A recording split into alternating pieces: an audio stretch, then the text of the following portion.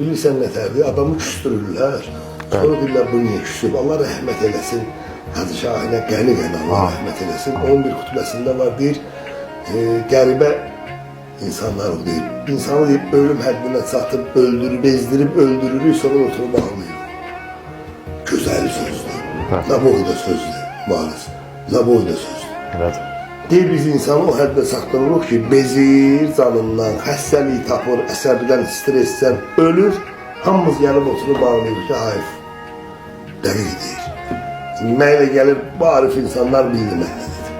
Yəni ona görə küstürmək olmaz. Küstürəndən sonra da başlamayın o danışmağa ki, bu niyə küstü, buna ehtiyac olan məqamda bu getdi, falan şey bəhmən oldu, olmaz. Olmaz, küstürməyin, küsməsinlər.